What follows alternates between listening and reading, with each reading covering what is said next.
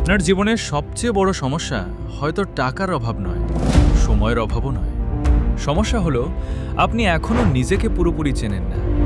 আর যেদিন নিজেকে সত্যিকার অর্থে চিনতে পারবেন, সেদিন থেকে আপনার সিদ্ধান্ত হবে দ্রুত, আর জীবন চলবে আরও পরিষ্কার দিক নির্দেশনা নিয়ে।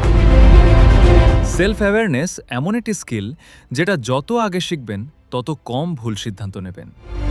অনেকেই মনে করেন আমি নিজেকে খুব ভালো চিনি, কিন্তু বাস্তবে তারা শুধু নিজের বাইরের সংস্করণটাকেই চেনে।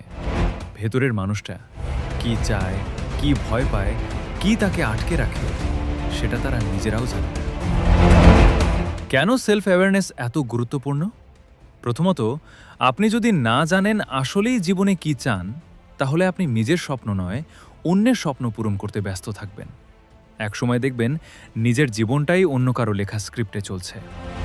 দ্বিতীয়ত, আপনি কোথায় দক্ষ আর কোথায় দুর্বল এটা না জানলে ভুল জায়গায় বছরের পর বছর পরিশ্রম করবেন, বারবার ব্যর্থ হবেন, তারপর ভাববেন হয়তো আমি যথেষ্ট ভালো নই। আসলে সমস্যা আপনার যোগ্যতায় না, সমস্যা হলো দিক নির্দেশনায়। তৃতীয়ত, আপনার ইমোশনাল ট্রিগার কি?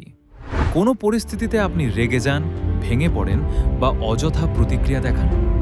এটা যদি না বোঝেন, তাহলে আপনি নিজের অনুভূতির মালিক নন, বরং তার বন্দী। তাহলে কিভাবে সেলফ অ্যাওয়ারনেস বাড়াবেন? প্রতিদিন কয়েক মিনিট নিজের অনুভূতি ও চিন্তা লিখুন।